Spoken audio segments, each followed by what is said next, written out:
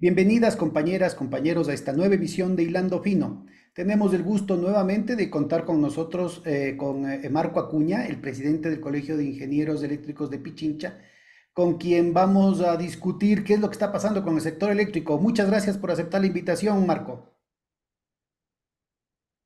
Muchas gracias, Pedro. Me gusta estar nuevamente acá compartiendo un poco eh, sobre la situación del sector eléctrico en estos tiempos, ¿no? ¿Qué ha pasado desde la Eh, última vez que conversamos? bueno, en realidad siguen ocurriendo cosas en el sentido positivo y en el sentido negativo. Eh, Siguen ocurriendo cosas dentro de lo que el gobierno tiene planeado y otras cosas que tampoco van resultando como el gobierno eh, tiene planeado y diseñado el desarrollo del sector eléctrico. Y sí hay una preocupación desde el punto de vista de quienes estamos inmersos en el sector eléctrico porque hay por un lado, el desarrollo de toda la configuración de lo que se está haciendo para dirigirle de una o de otra manera a una privatización del sector eléctrico. Y por otro lado, vemos que hay cosas que no se siguen haciendo, por más que se vayan encaminando bajo ese esquema, no se están desarrollando las cosas como el gobierno pienso, lo hubiera querido, porque a tal punto de que ya vislumbramos y tenemos la amenaza de que en el próximo estiaje que vendrá a fines de año, vamos a tener problemas en el suministro eléctrico. Y no quisiéramos decir que podríamos tener apagones, pero inclusive podría suceder eso. ¿Y qué acciones se podrían tomar ahorita y que el gobierno está evadiendo? Bueno, algunas acciones creemos que las están tomando en el sentido de, por ejemplo, eh, habilitar el parque generador térmico que estuvo descuidado por algunos años y a propósito del último estiaje del año pasado, se tomaron de urgencia las medidas necesarias para poder ponerles a funcionar. Entendemos que eso sí se ha seguido consolidando y ahora inclusive se quiere implementar algún suministro, sobre todo encaminado con el gas, para las térmicas que pueden funcionar a gas, se pueda tener el suficiente suministro Lo de de ciclo gas. combinado en el oro. Exactamente, son el ciclo combinado de la central del oro de Termogas Machala, en la cual se quiere tener el suministro suficiente para, eh, eh, digamos, hacerlo funcionar. Claro que paralelamente tampoco se está o se ha dado los pasos reales conducentes a, a tener todo lo que podría ser esta cadena de suministro, inclusive la cadena de suministro propia del país, para tener gas, si no suficiente, por lo menos una buena cantidad de gas para que pueda suministrar esta central. Se está recurriendo a digamos, a, a pedir los proveedores internacionales a que, entiendo, será una licitación o una fórmula de compra para tener el gas suficiente para que suministren estas centrales, ¿no? Y Y las, cuál sería el punto en el que hay preocupación por parte de los técnicos respecto a la imprevisión del gobierno? primero que, o sea, esto se está haciendo ya a saltos y a brincos Mm. y con la presión que tenemos de tener listo el parque térmico como un potencial suministro. Eso por un lado. Y por otro lado, lo otro, lo que estuvo programado dentro del plan maestro de electrificación desde el 2000, el que se diseñó en el 2018, era una secuencia de, de estructura, una estructura de tal manera de ir siguiendo implementando, o sea, seguir implementando los diferentes proyectos de generación. Quizás ahí podemos ver, puedo mostrarles un cuadro Claro. en el que podemos ver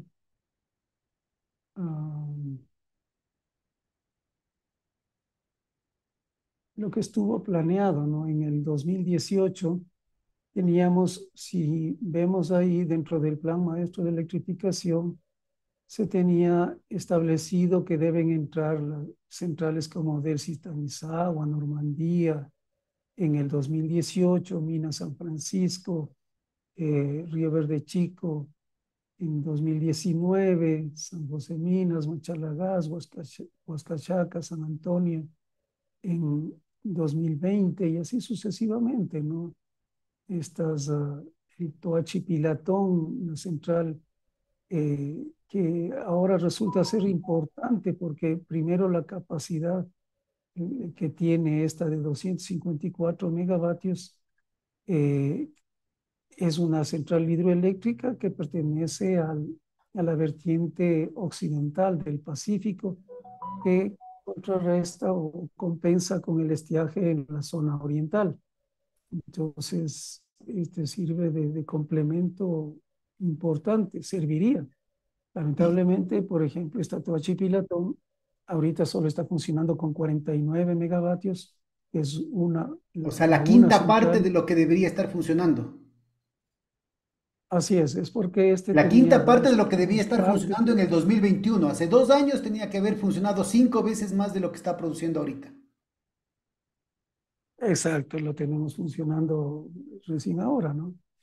En ¿Y el qué otros, 2023 de entró en todo lo que se ha funcionamiento programado comercial. desde el 2018 para ahora, qué se ha cumplido? Es muy poco porque vemos acá otras centrales del Salto, Soldados, y aquí lo que sí le ha dado mucha importancia el gobierno es este bloque de energías renovables no convencionales de 500 megavatios que sacó a licitación por medio encaminado sobre todo a los proyectos públicos de inversión, ¿no? En los cuales estaba incluido el Aroma, Visionaco 2 y 3 y Chorrillos. Entonces, este bloque, digamos, se recibieron las ofertas eh, y aparentemente se tuvo una buena aceptación. Eh, Está encaminado el Aroma, está encaminado Visionaco 2 y 3, pero todavía el Aroma todavía realmente no llega a contratarse realmente. El Visionaco 2 y 3 el 3 está contratado y está en proceso de ejecución ahora en el 2023. Y tome en cuenta que estos hitos que señalamos aquí son los hitos de entrada en funcionamiento, no los hitos de cuando se contrata. No, no es del inicio, sino ya la Entonces, entrega del proyecto. Estamos atrasados en todo, entonces. entrega.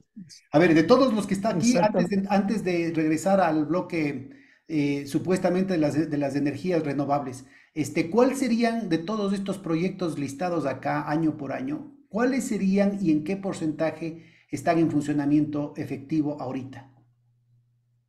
Bueno, está, por ejemplo, del Chitanizagua, está funcionando, Mina San Francisco, Este sí está a ver, funcionando, San Francisco también. y Huascachaca está funcionando. ¿Pero en qué porcentaje? ¿Están los eh, 180 megavatios y los 275 acá? Huascachaca está funcionando los 50 megavatios. Ah, Sí, también están la quinta funcionando. parte. O sea, no, lo que pasa es que el Zitanzagua están los 180 megavatios. O sea, ya vamos a ver en el cuadro en el cual vamos a ver las centrales de generación que actualmente están entregando potencia al sistema. Eso lo vamos a ver justamente directamente en la página del ego del sistema interconectado. ¿Cuáles podrían ser las acciones que le están faltando al gobierno y más o menos en dónde es lo que tendríamos el déficit, más o menos a qué fechas, si es que no se cumplen estas tareas Bueno, técnicas urgentes? estamos atrasados y aquí vemos los niveles de, los niveles de demanda que se supone que tendríamos en estos años y los niveles con margen de seguridad de potencia con un 20%. En el año anterior ya tuvimos problema en esto. Para cubrir tuvimos que recurrir a la importación de más o menos 400 megavatios desde Colombia para no tener apagones, es decir, para que este suministro eléctrico estuvo por debajo de la demanda. Y para suplir eso tuvo que entrar la importación como nunca antes, importación de 400 megavatios de energía desde Colombia, ¿no? Lo cual Entonces, afecta de esto manera fue muy lo seria la que balanza de pagos, ¿no? Porque los costos, los precios que nos ponen son precios muy, muy restrictivos, ¿no? exactamente, exactamente. Eh, Vamos a ver en otro cuadro. Mm, eh, Aquí vemos ya en el 2000.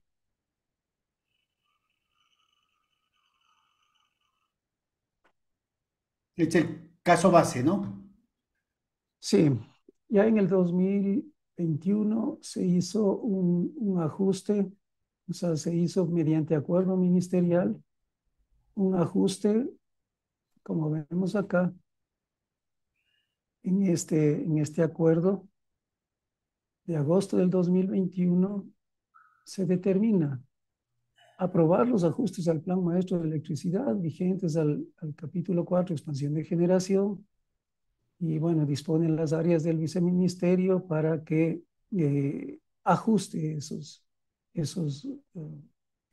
planteamientos, de estas determinaciones realizadas aquí en este acuerdo ministerial. Y ya vamos a ver en el cuadro eh, en qué términos se realizó estos ajustes, ¿no? Veamos entonces.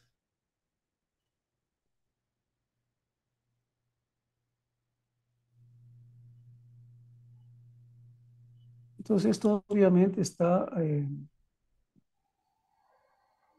afectando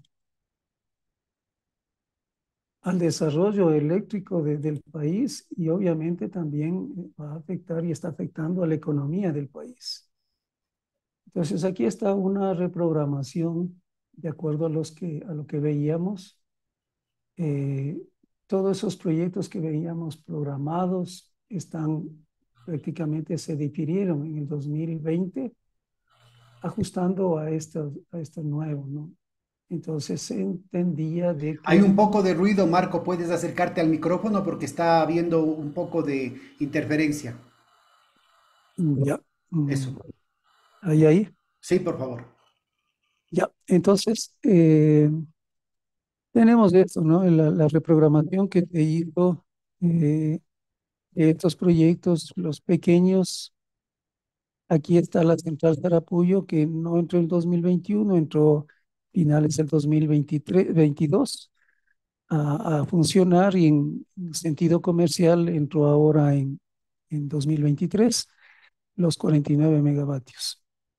Del, los 200 megavatios de la central principal de Toachi-Pilatón todavía no están y se estima que entrará a funcionar en el 2025, según los datos que Es tenemos. decir, 4 años de retraso. Porque estaba programado para Bueno, el 2021 lo de Yuriquín, ¿no? claro, bueno, en realidad esta central ha tenido muchos años de retraso, ¿no? O sea, ya viene desde antes, ha tenido problemas en la contratación, en los contratistas. eh, Realmente ha sido un cúmulo de problemas que ha tenido esta central hasta que, bueno, por lo menos ahora ya está funcionando la una central y falta todavía y tendremos que esperar, se estima que 2 años más para que esté en pleno funcionamiento comercial de esta. Estas minas de Huaycachaca, Huascachaca, que está funcionando, esta es la que nos referimos a Toachipilatón, que es la central hidroeléctrica que todavía espera.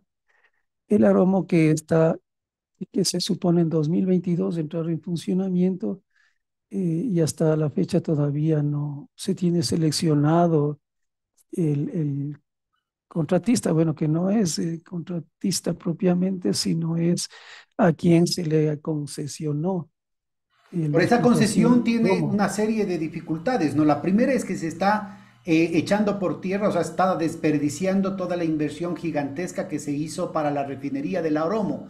¿Qué tan posible es que se tenga ambos proyectos o son incompatibles si es que el próximo gobierno pretende reiniciar o retomar la petroquímica?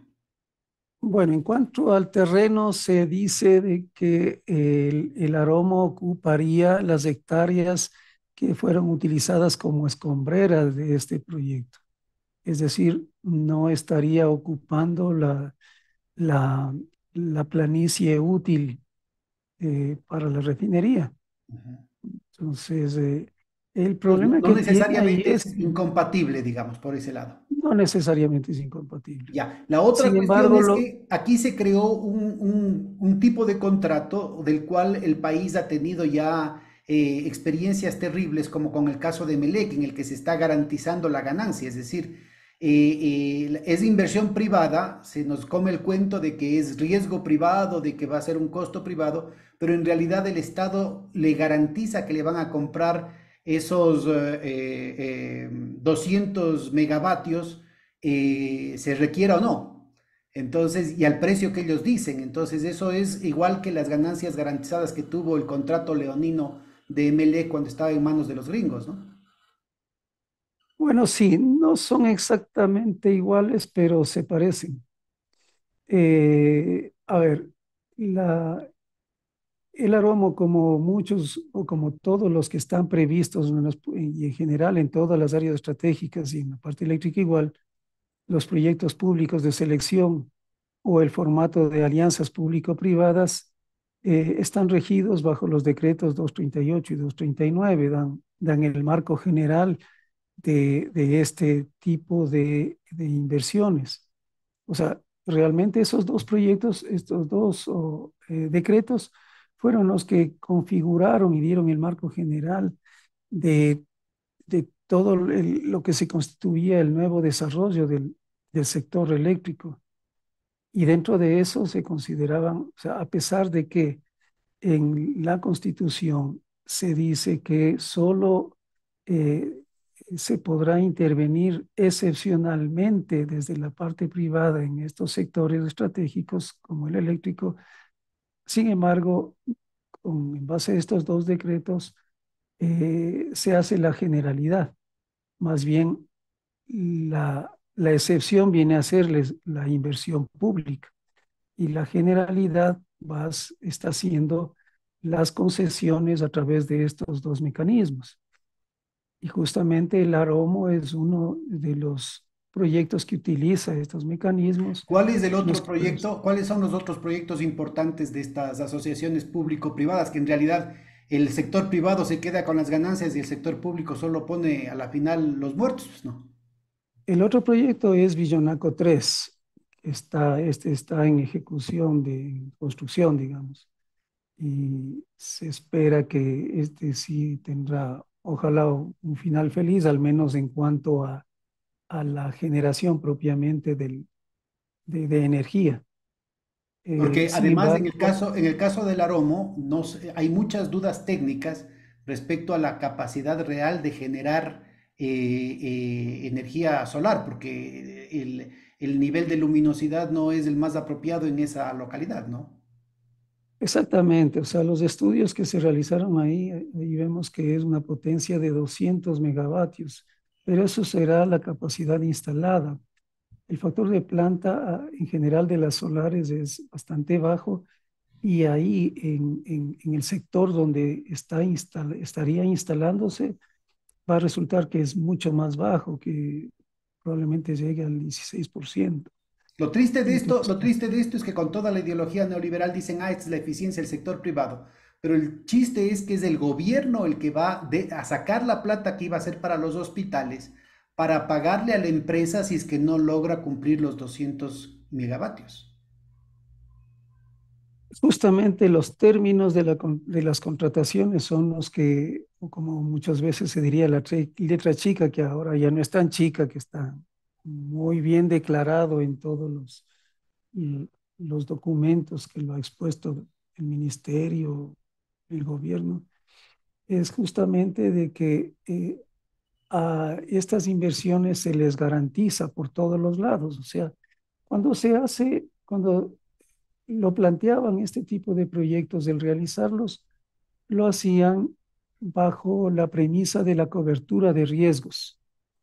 Entonces, resulta ser que cuando se hace una inversión pública, ahí no importan los riesgos, pero cuando se hace una inversión, se hace un análisis para la inversión privada, ahí sí se toman absolutamente todos los riesgos y un poquito más allá, diría yo.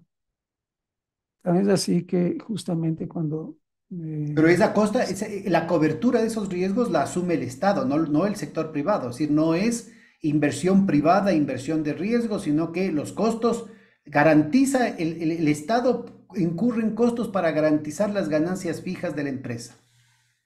a la final es así, pero cuando se vende lo contrario. Se nos dice que la empresa privada es la que va a asumir todos esos riesgos. Pero claro, la asume el riesgo. Uno de los riesgos, por ejemplo, es los proyectos fotovoltaicos, es la ocupación de suelo. La ocupación de suelo es un suelo estatal. Entonces, el Estado es el que eh, otorga esos, oh, Terrenos. esos terrenos. Eh, de pronto se entiende que debería generar por lo menos tantos kilovatios hora por mes.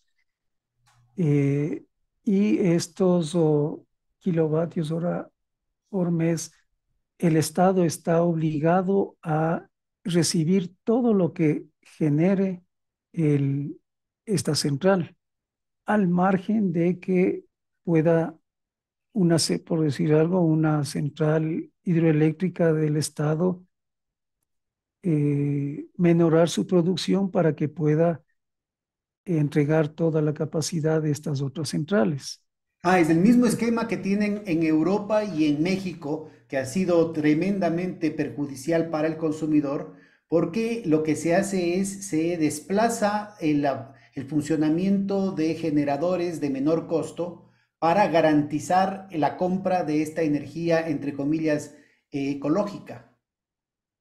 Así es, justamente. Y eso eh, significan costos mayores para el Estado y ganancias mucho mayores para el bolsillo privado, ¿no? En este caso, quien claro, estaba de promotor era el señor Horacio Sevilla, perdón, ¿cómo es? Eh, Roque Sevilla. Roque Sevilla.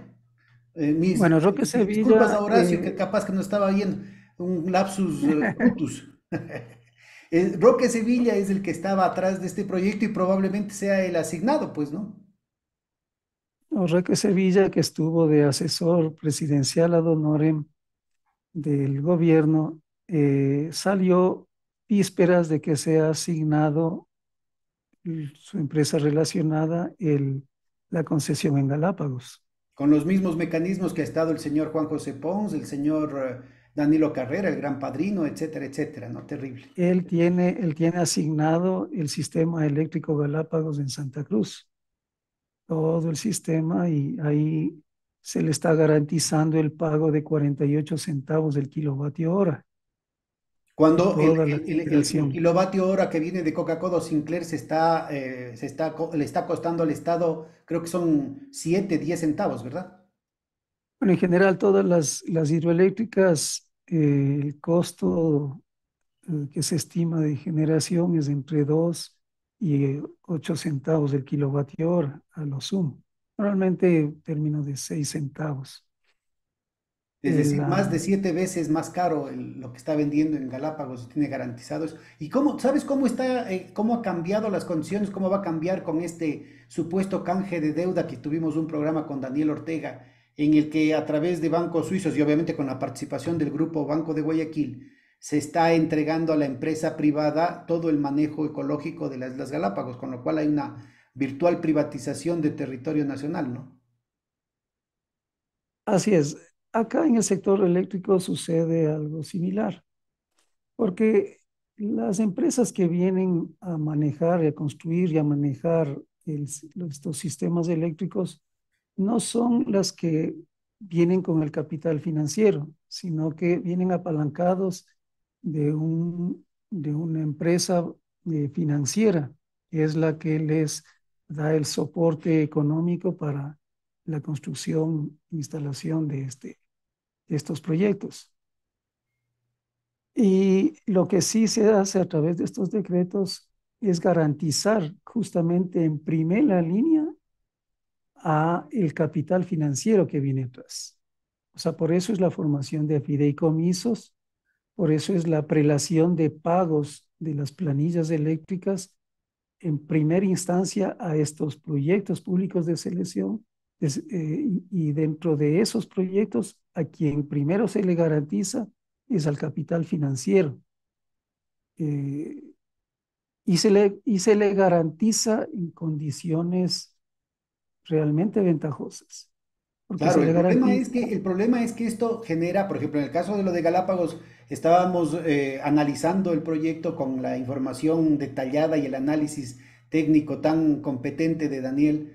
Se veía que tenían unas cláusulas de default, o sea, unas cláusulas de no pago, que gatillaban una serie de costos para el país, pero gigantescos. Acá también podríamos ser objeto de arbitrajes internacionales y capaz que el verdadero negocio de estas empresas puede ser no la generación de energía eléctrica, por eso no les interesa el informe técnico que habla de los 200 megavatios que no va a poder alcanzarse, sino el hecho de que eventualmente le pueden demandar al Estado y ganar unas indemnizaciones multimillonarias, ¿no? El presupuesto para la proforma presupuestaria aprobada para el 2023 tiene un presupuesto para el pago de los arbitrajes internacionales, creo que es mayor que el de salud, pues. Así es, o sea, justamente es eso lo que, ahí es donde se cubren absolutamente todos esos riesgos y esos riesgos y más que yo digo, porque es justamente ahí donde nosotros vemos cómo están cubiertos todo riesgo, todo costo, tomando en cuenta de que además de esta prelación de pagos, primero, tanto en garantizarle el pago total de todo lo que consuma, digamos, todo lo que genere. Además, está garantizándose el pago en primera línea, o sea, a estas empresas son las que primero hay que pagarles. Y en último posición, o sea, bajo un esquema de primero las generación, estas bajo procesos de públicos de selección o alianzas público-privadas. Luego estaría la transmisión eh, privada. Luego viene la generación pública, la transmisión pública y en última instancia está la parte de distribución.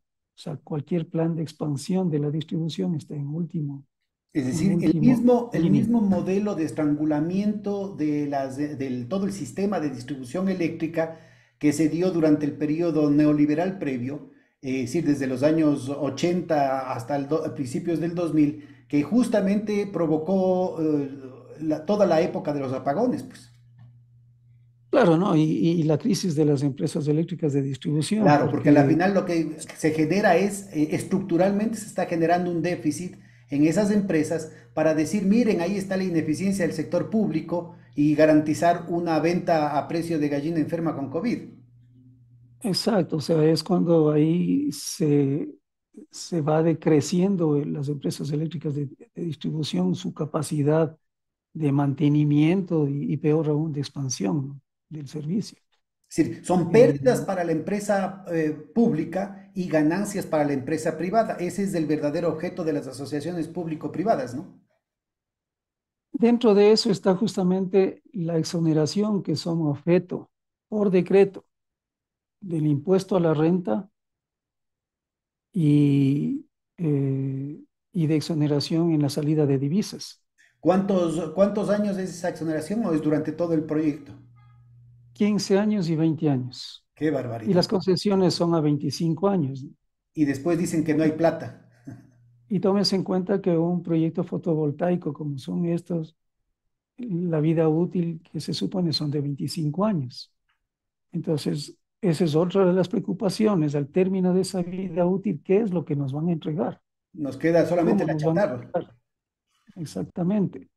Entonces, después de haber sido exonerados 15 y 25 años de toda la parte tributaria. Entonces, y tómese en cuenta que estas exoneraciones de impuestos de salida de divisas son tan agresivas que inclusive son hechas para que si contratan ellos profesionales del extranjero y vienen ellos, a veces no sé si a trabajar acá o trabajan desde el extranjero, pero toda la salida de divisas de inclusive de esos rubros son exonerados de la salida de divisas. Entonces, claro, cualquiera Con va a lo cual preferir además contratar a un extranjero, se puede esconder lavado y fuga de capitales, ¿no? claro, porque hay menos control, ¿no? Y más aún, y por eso es lo que nos preocupa esta nueva ley que está mandando el gobierno a que sea aprobado en forma directa, ¿no? Está tanto la parte de inversiones como la nueva ley de las zonas francas y toda esa cuestión, que de alguna Que la manera propia van a empresa estar. puede constituirse per se en una zona franca, que no solamente es la zona franca de importaciones y exportaciones, que incluye lo de la salida de divisas, sino también es una zona franca para el tema financiero, lo cual extiende y profundiza el esquema de convertir al Ecuador en un centro de blanqueo de los capitales mal habidos. Exactamente.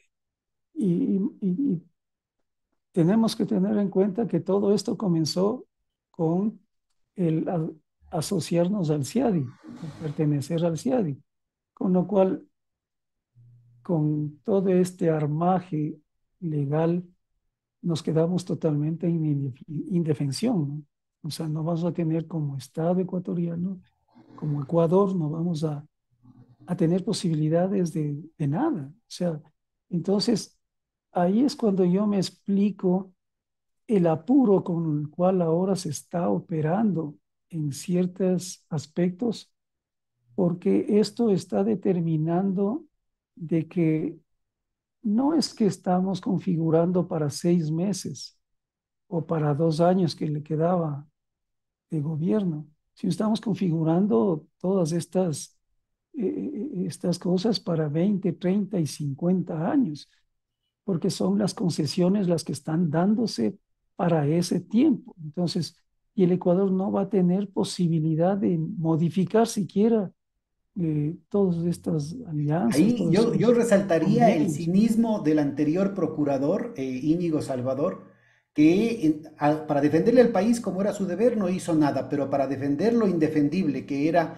la evidencia de corrupción del presidente Lazo, ahí dijo, mire, es que así hubiese encontrado la corrupción, así se hubiese determinado que el contrato era lesivo para el país, no se podía cambiar porque venían los arbitrajes internacionales, cuando él sistemáticamente venía defendiendo los arbitrajes internacionales que eran lesivos para el país, ¿no?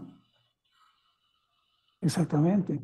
Entonces, ahí es cuando uno va viendo cómo en realidad no es que lo que yo he mencionado, no es que este gobierno no ha hecho nada, ha estado haciendo y ha estado armando toda una estructura que garantice a los capitales financieros una rentabilidad por 20, 30 y 50 años. Y que sobre Que todo eso que son sus es amigos, ¿no? Porque es lo el mismo más grupo grave que vinculado le al Banco de ocurre al Guayaquil y al país. Banco El Pichincha en el caso de Roque Sevilla. Sí, y entonces, ahí, qué es lo que va a ocurrir en los próximos años? No va a haber, o sea, el flujo neto de inversiones es totalmente contrario para el país. O sea, Sale mucho más Aparentemente, de lo que entra. claro, o sea, en cada uno de estos proyectos nosotros hemos hecho análisis, tal como están, como el Aroma, Visionaco, eh, al término de toda la concesión y la vida útil, el país termina exportando capitales de dos, tres, cuatro y cinco veces la supuesta inversión realizada en el proyecto. Por eso yo hago referencia ahorita en este cuadro que tenemos. Este cuadro pertenece al plan de inversiones, inversión estimada total del plan de expansión de transmisión, por ejemplo, que también va encaminado, va desarrollado en el mismo sentido, que se tenía un plan de inversiones, ¿no es cierto? Y que vemos que para todo lo que es transmisión a lo largo de todos estos años, o sea, era manejable para el Estado. Cierto es que necesitaba un apalancamiento de inversiones desde afuera, pero que a la final si analizamos el flujo de inversiones neto a lo largo de los 30, 40 años, termina siendo positivo para el país, ¿no?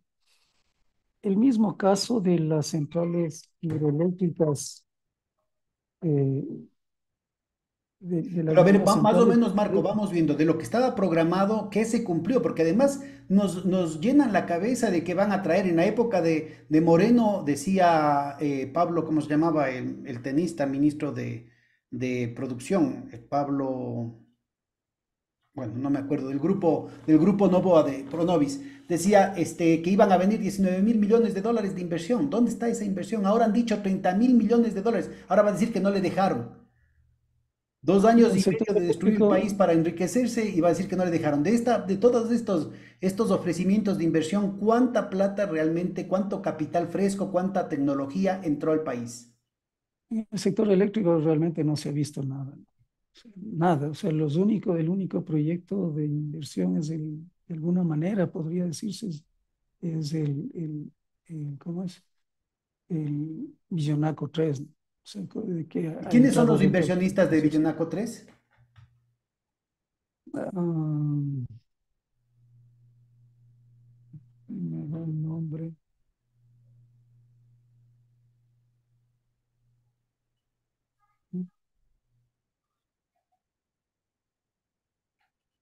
No Bueno, recuerdo. bueno, sigamos.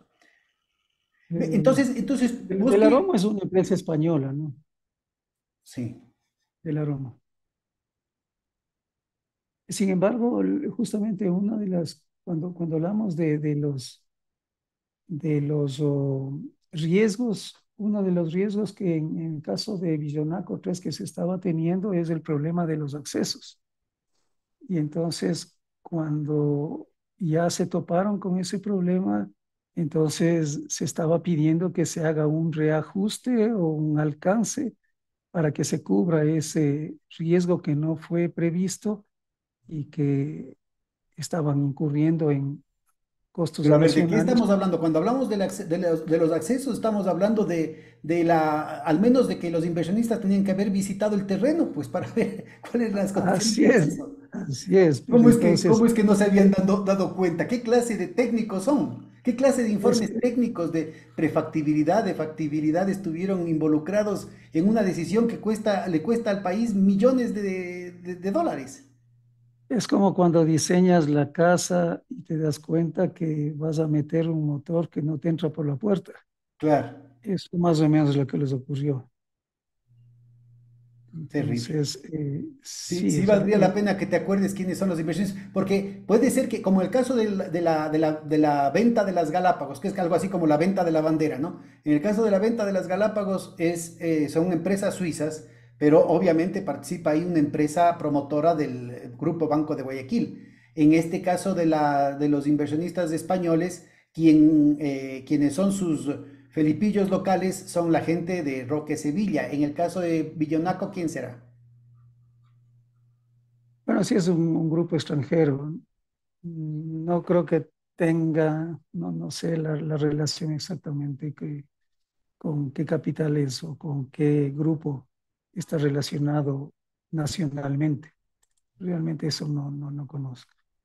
¿Y cuánto le costará al Estado el hacer estos ajustes, entre comillas, al proyecto que ya se contrató, ¿no? De lo de Villonaco. Está contratado, está en ejecución, estaban en discusión. No, no entiendo que no han llegado todavía a un acuerdo al respecto. Mira, y en esto, además de lo que hemos conversado, es decir, ganancias garantizadas, el hecho de que es el Estado el que tiene que cubrir con estos, entre comillas, ajustes, tiene que cubrir con la garantía de todas las condiciones de funcionamiento, el Estado tiene que cubrirle a la empresa en caso de que no pueda la empresa producir lo que ofreció, el Estado tiene que darle esto otro, tiene que garantizarle la prelación en los pagos por encima de producción de energía mucho más barata que ya dispone a través de las hidroeléctricas. El hecho de que está poniendo en riesgo la soberanía del país con el asunto de los arbitrajes internacionales, con el asunto de las posibilidades de default y de todos los castigos internacionales. Tenemos un tema adicional que se circuló, creo que de este periodista Durán, que en el caso de estos bloques de energías renovables, se había pedido permiso al Departamento de Estado de los Estados Unidos para incorporar en la contratación una serie de cláusulas que garantizan 25 o 30 años de provisión de contratistas gringos. ¿Cómo es eso? Cuéntanos un poquito los detalles y cuáles son las consecuencias de esa situación. Sí, realmente es preocupante eso. Y bueno, o sea, hemos visualizado de alguna manera cómo en general todos estos eh, como cuando nos decían que se iba a recibir un nuevo aporte del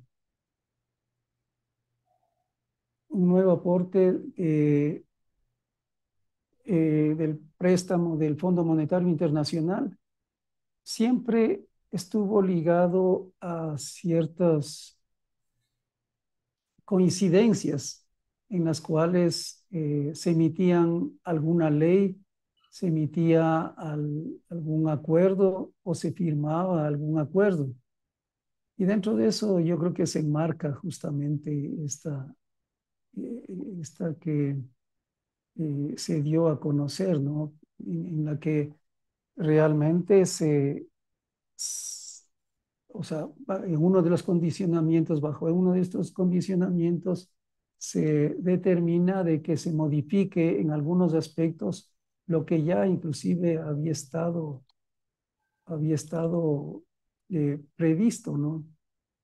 ¿Esto de qué significa entonces en cristiano, ¿no es cierto?, para la audiencia, significa que el Fondo Monetario Internacional le chantajeó al país para que favorezca a determinados contratistas privados, específicamente de los Estados Unidos, lo cual entra en perjuicio de otras empresas en general, pero sobre todo de la capacidad de producción local, inclusive de la capacidad técnica local, incluyendo de ingenieros eléctricos, mecánicos, civiles, ¿no? Claro, o sea, lo que ocurre es que se cambian ciertos condicionamientos, ¿no? O sea, se cambian algunos lineamientos en los cuales un poco uno puede deducir ahí que se direcciona hacia tal o cual sentido. Entonces, cuando de pronto se amplía un plazo o se modifica eh, alguno de estos términos, entonces uno debería entender de que se lo hace tal, por tal o cual razón o dirigido al requerimiento de tal o cual empresa.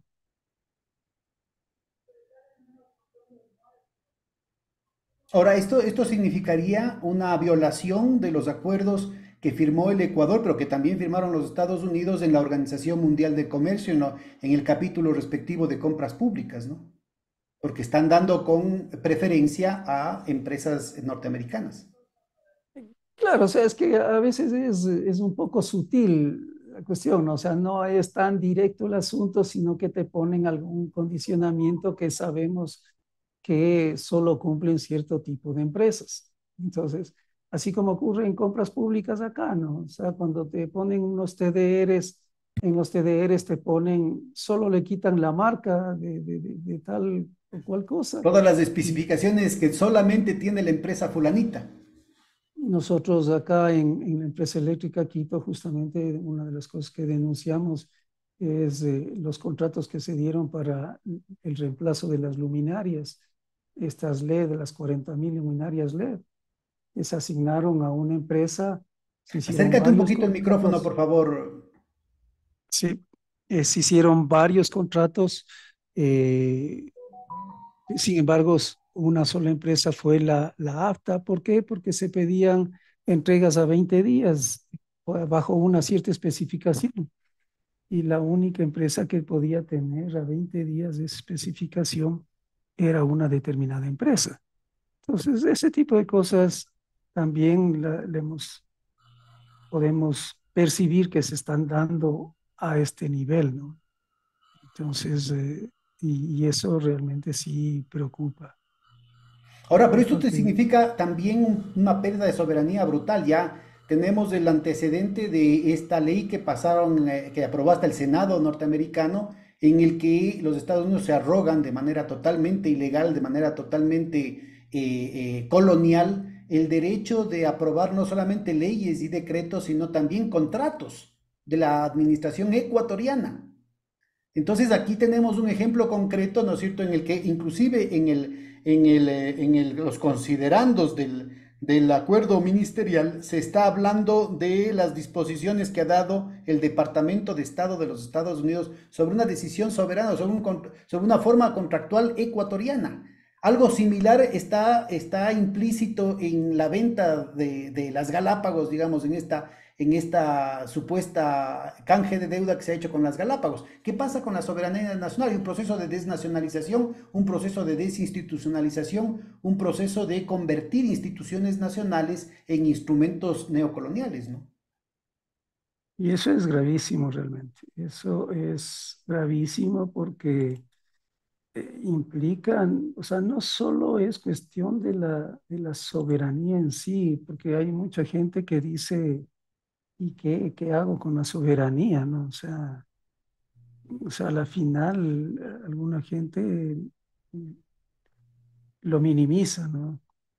Porque lo ve o lo trata de visualizar a cambio como que los beneficios económicos o los beneficios que de algún otro modo podría tener el país.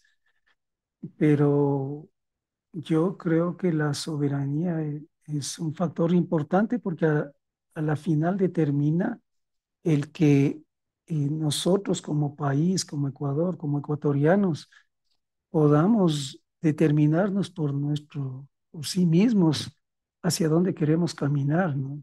Y ¿No? Y sobre esto, todo hay un cada- ejemplo concretísimo, es decir, buena parte de la capacidad instalada en el Ecuador, del talento humano del Ecuador, no va a ser empleado porque van a contratar empresas norteamericanas, estadounidenses de manera muy específica, y mientras tanto, ¿no es cierto?, con la política de American First, o sea, el trumpismo con Trump y luego sin Trump, con Biden, tienen privilegios solamente las empresas gringas. A una empresa ecuatoriana, en caso de que hubiera la capacidad, ni de fundas le van a permitir participar en ese tipo de licitaciones o de relaciones proveedor-cliente en los Estados Unidos. Es decir, son reglas asimétricas en perjuicio del empleo en el Ecuador, en perjuicio de la capacidad tecnológica del país y eventualmente con unos costos brutales que favorecen solamente a las transnacionales.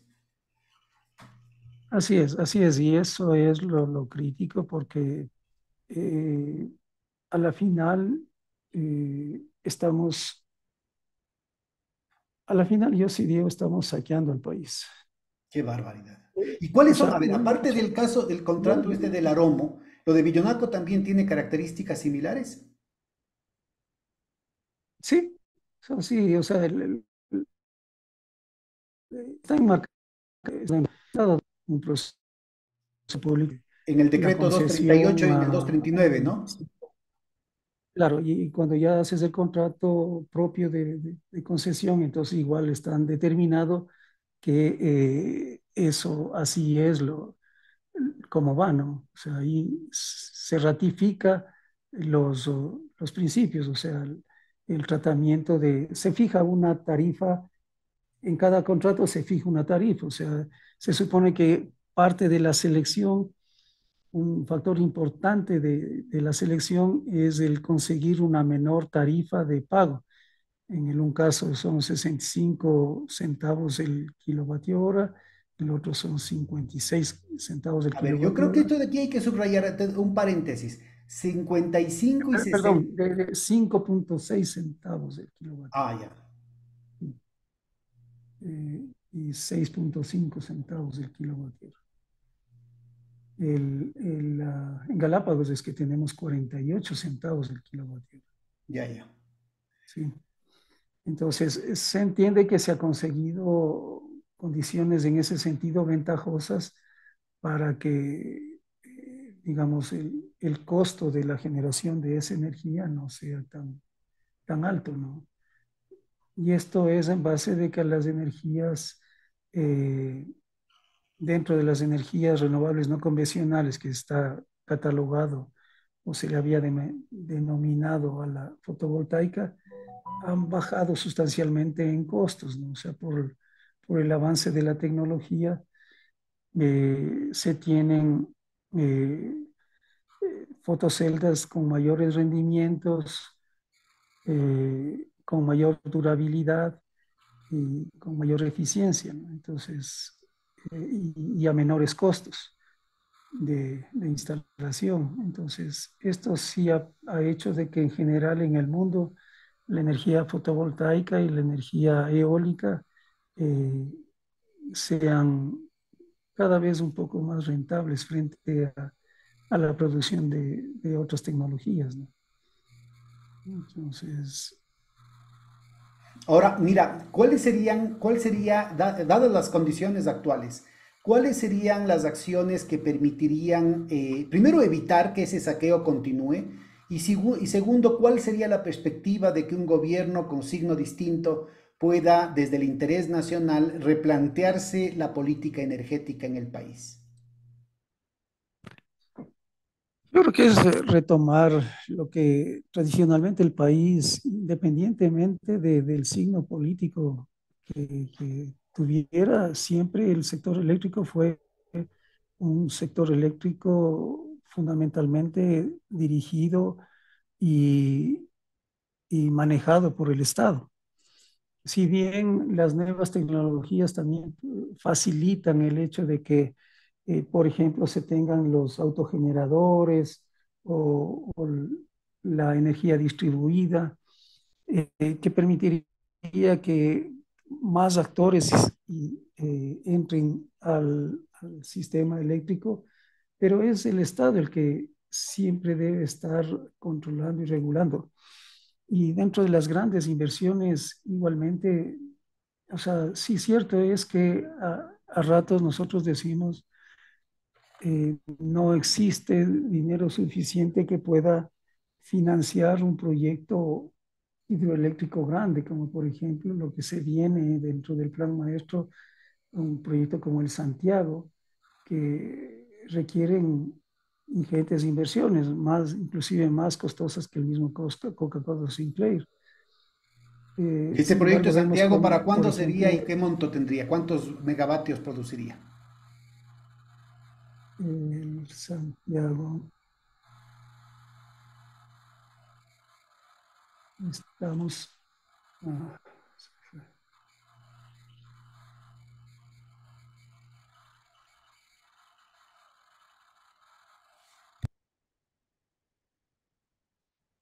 Santiago está dentro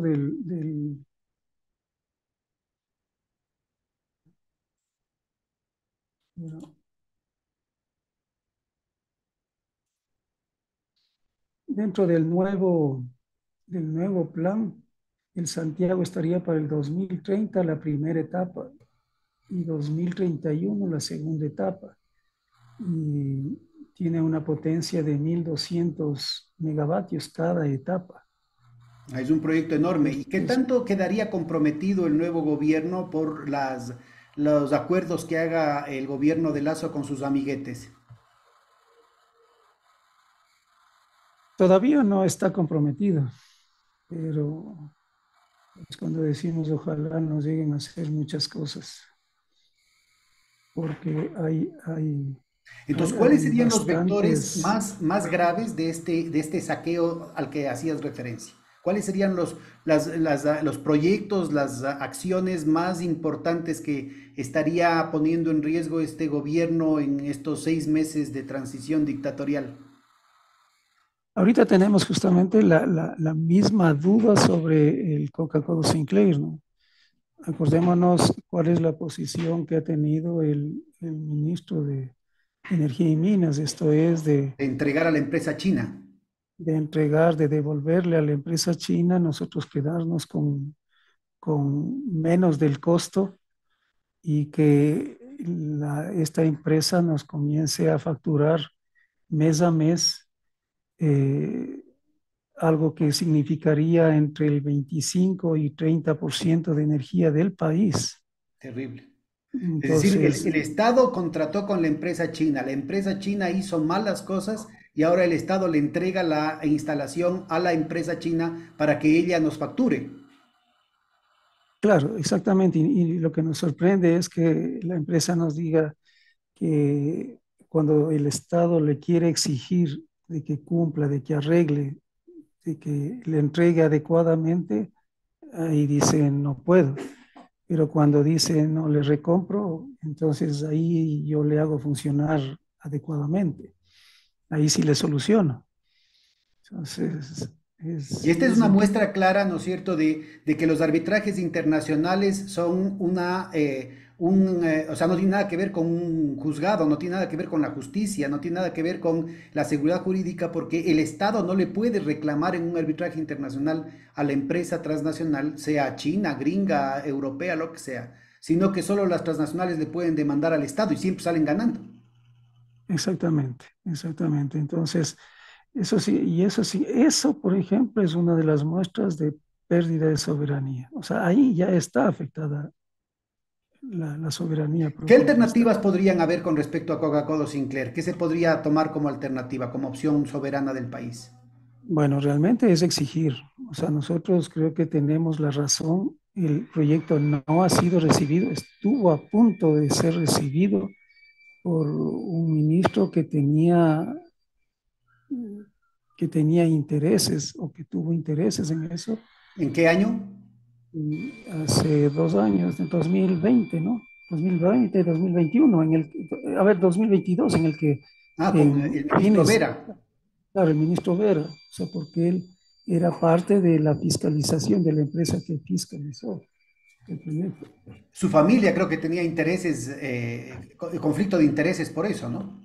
Él mismo tenía, y antes de ser ministro, pasó las acciones a su familia, y claro, el rato que él tenía que tomar la decisión de exigir de que o recibir o no recibir, entonces se vio en conflictos y el presidente tuvo que separarle del cargo, ¿no? Fue Entonces, demasiado descarada la cosa. Mira, claro, y entonces el país no ha firmado nada, no hay ningún argumento legal que pueda aducir la empresa china para incumplir con lo que decía el contrato, ¿no? no, pues porque es una falla técnica de construcción, o sea, y el país está en el derecho de exigir ¿A que qué instancias puede recurrir el país para exigir sus derechos? ahí sí vamos a caer, al final de los días recaeríamos en un arbitraje. Pero Claro, no del CIADI, sino del Tribunal de la Haya o de claro, la Cámara de son Comercio de demandas, París.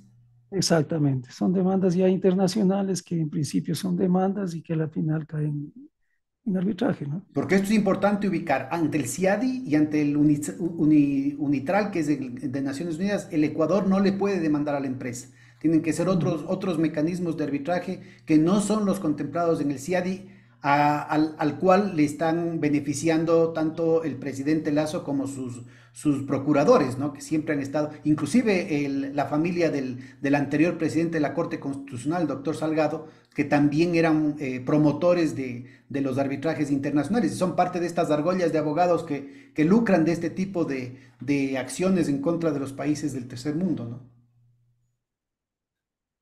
Exactamente, así es, así es. Entonces, ¿qué otras opciones se tendría, qué otras, digamos, atenciones debería tener el país de estos peligros de saqueo que podrían comprometerle a la economía nacional durante décadas. Bueno, yo creo que lo fundamental es orientarle nuevamente al sector eléctrico de tal manera de que sea autosustentable y si hay que reconsiderar tarifas para que sean manejados de mejor forma, si hay que manejar o determinar los autogeneradores, eh, cabida a modos de producción eléctrica, modos de distribución, es posible, pero siempre el Estado es el que tiene que gobernar y ser el que maneje el sector eléctrico. Sí, porque alguien Y tiene que salir en defensa de los intereses de la nación y no solamente del grupo de amigos que están en el negociado, pues, ¿no? porque a la final de los días también se van a ver afectados todos los consumidores. Y también Los- la empresa nacional, ¿ah? Porque los costos y la falta de garantías en el funcionamiento eléctrico termina perjudicando a la competitividad sistémica del país, pues. Exactamente, porque, bueno, por un lado, dentro del sistema eléctrico mismo se puede dar una cierta competencia desequilibrada y que eso puede producir un déficit en las empresas eléctricas que son afectadas, como veíamos en el sentido de la prelación de tarifas, de prelación de pagos y demás, ¿no? Eso por un lado. Por otro lado, en la competitividad mismo y en la reinversión del sector eléctrico. O sea, una de las cosas que fue sensible y que ya saltó realmente a la luz pública es la falta de mantenimiento del parque térmico nacional, que mayormente es de SELEC. Entonces, si igualmente no se hacen los mantenimientos, las inversiones necesarias para los mantenimientos que deben hacerse en el sistema de generación, en el sistema de transmisión, de subestaciones, igualmente en el crecimiento de todo de todo lo que componentes del sistema eléctrico, entonces vamos a entrar en problemas, ¿no? Y uno de los problemas es el que tenemos Y ya estos son problemas descontrolado. programados. Así como hay la obsolescencia programada, también hay los problemas programados, la ineficiencia programada que decía Davos. Aquí tenemos una situación en la que el descuido, que dicen, aducen por falta de plata, de la generación alternativa termoeléctrica, lo que va a garantizar es una escasez sobre la base de la cual nuevamente vamos a tener que pagar precios leoninos por las importaciones o en este caso a estas asociaciones público-privadas, ¿no?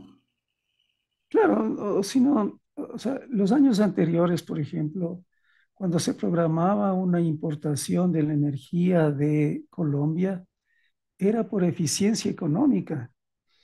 O sea, si se determinaba importar, era porque en ese momento costaba menos importar de Colombia la energía que poner a funcionar un determinado parque térmico que implicaba el consumo de los fósiles. Que era Eso se básicamente el diésel olvidaba. importado y subsidiado por el Estado para garantizar a las gabarras en Guayaquil, ¿no? Exacto, entonces más bien lo que se hacía es, si en ese momento era conveniente de acuerdo a la tarifa que en ese momento se podía tener desde Colombia, entonces se prefería importar de Colombia la energía y tenía un óptimo rendimiento de la Es decir, energía acá. ese esquema ya de por sí depredador era menos malo que el que están implementando ahorita, en el que esa escasez nos va a obligar a comprar a unos precios exorbitantes por parte de Colombia. En cuánto pagó el kilovatio hora a Colombia esos 400 Mm, megavatios de importación desesperada que hizo este gobierno fruto de su incompetencia y falta de previsión? no es fijo, pero siempre nosotros de Colombia importamos a un mayor precio del que nos pagan No tienes el los dato exacto de cuánto se pagó el año anterior? son en 10 centavos, hasta 12 centavos Es el decir, kilovatio. casi el doble de lo que costaba Mm, Coca-Cola Sinclair, el kilovatio hora de el Coca-Cola Sinclair. claro. Sí, sí, o sea, no es energía muy barata. Sin embargo, hay condiciones en las que sí puede resultar más barato, y sobre todo en Ahora, relación al parque térmico. aquí hay un tema adicional, un peligro adicional que ya se lo he experimentado en México con el mismo esquema de precios. además impuesto por el Banco Mundial y el Fondo Monetario Internacional por los gobiernos neoliberales de Carlos Salinas de Gortari, en el que se ha visto, no sé si viste el programa que hicimos con José Reveles sobre el tema de su vinculación a la mafia y toda esa cuestión, en el que se obliga, por este esquema que ya lo habíamos mencionado de paso, se obliga a poner prelación, a poner prioridad sobre estas energías supuestamente ecológicas. Y entonces se privilegia y se califica de la manera más antojadiza que es más ecológica la energía eólica, la energía solar que la energía hidráulica. Y entonces en México llegaba a tal punto que año tras año tenían que inundar. En la época de lluvias tenían que inundar, así como me oyen, Ujú. adrede tenían que inundar, sobre todo los estados más pobres en el sur de México, Chiapas, Yucatán, para desfogar las presas hidroeléctricas, porque no le podían comprar a la hidroeléctrica y para darle espacio a la compra a las eólicas y a las solares de Iberdrola, además también inversionistas españoles, ¿no?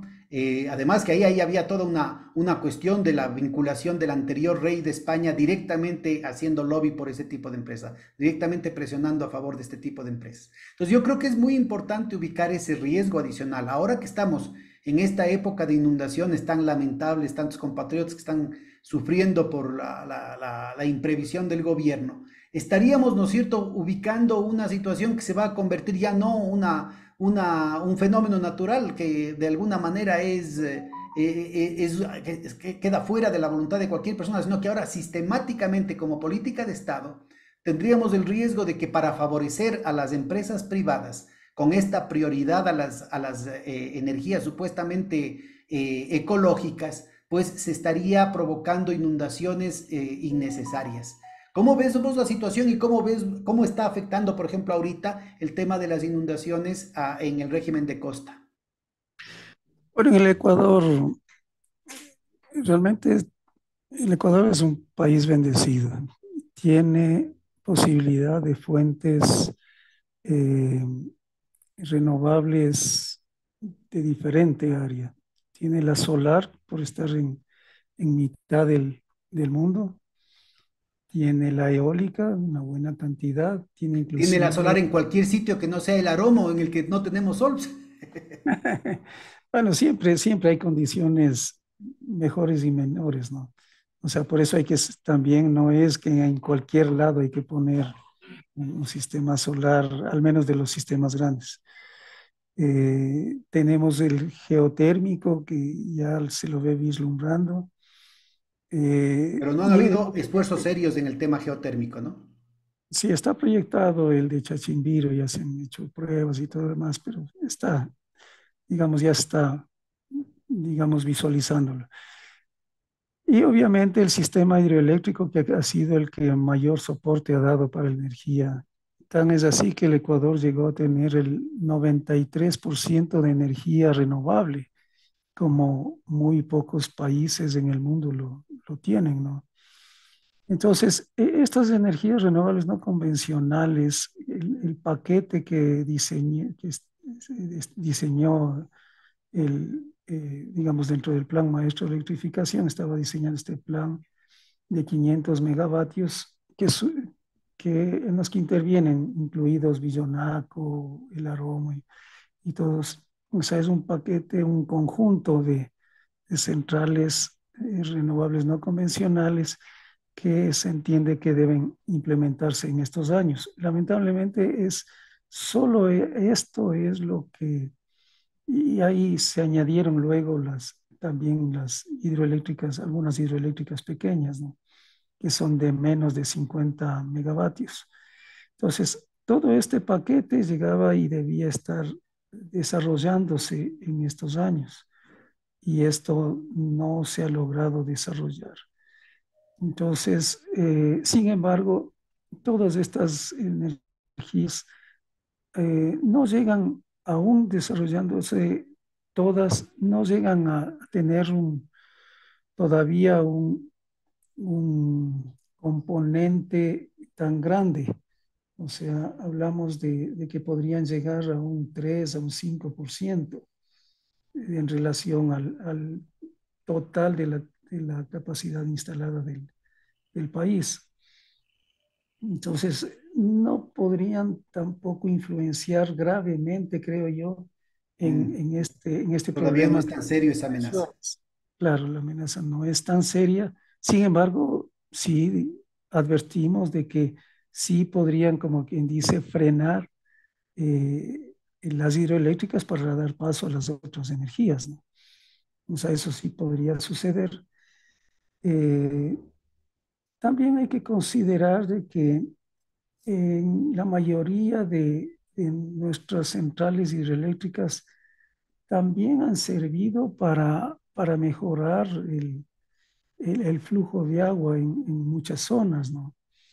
Eh, las presas en la costa, sobre todo, ¿no? La Uleperipa, o sea, justamente El control son... mismo de las inundaciones, cuando se lo utiliza técnicamente y no con estos intereses pecuniarios de ciertos bolsillos corruptos. Es- Exacto, por eso son denominados proyectos multipropósito, porque tienen algunos propósitos dentro de lo cual es el riego, el control de inundaciones, el control de sequías y además la generación eléctrica, ¿no? Entonces, bien manejado, más bien aportan indudablemente en la parte ecológica, inclusive en manejo ecológico de todas esas zonas de influencia, ¿no? Entonces, cierto es que en algunos sectores sí pueden producirse efectos, bueno, todo proyecto, toda construcción realizada por el hombre tiene algún Tiene sus efecto, pros y sus contras. tiene algún Siempre efecto imponderables, en la además. naturaleza. Sí, sí, no, y tiene su efecto en la naturaleza. Eso es innegable. Pero dentro de eso, los proyectos hidroeléctricos no pueden satanizarse y decirse que Claro. por se Además, con claros intereses políticos y económicos, como se ha visto en el caso ya que llega a lo patético de la Unión Europea, ¿no? Que primero claro, decían que para favorecer las inversiones en eólicos y solares, decían que el gas, las hidroeléctricas eran atentatorias contra la naturaleza. Ahora ya dicen que sí son buenas y ahora ya están diciendo las nucleares y también están queriendo hacerse la vista gorda con el carbón porque hay intereses económicos. Y eso lo hacen lastimosamente buena parte de los activistas, no todos obviamente, y buena parte de los técnicos, tanto de la Comisión Europea como de las autoridades ambientales locales. Una verdadera vergüenza. sí, realmente es cuando la parte técnica ecológica se ve superada por los intereses económicos o de poder, entonces ya se pierde el sentido, ¿no? Bueno, oye, Marco, te agradezco muchísimo. Ha sido un reporte muy preciso, muy sustentado, que creo que el país tiene que darle seguimiento. Así es que te vamos a molestar, vamos a dejar por hoy esta sesión y te vamos a molestar de aquí a unas semanas para que nos tengas en alerta respecto a cuáles son los grandes peligros para el país. Un gran abrazo y muchísimas gracias. Muchas gracias también, Pedro. Un gusto. Hasta la Hasta próxima pronto. emisión de Hilando Fino. Gracias. Hasta pronto.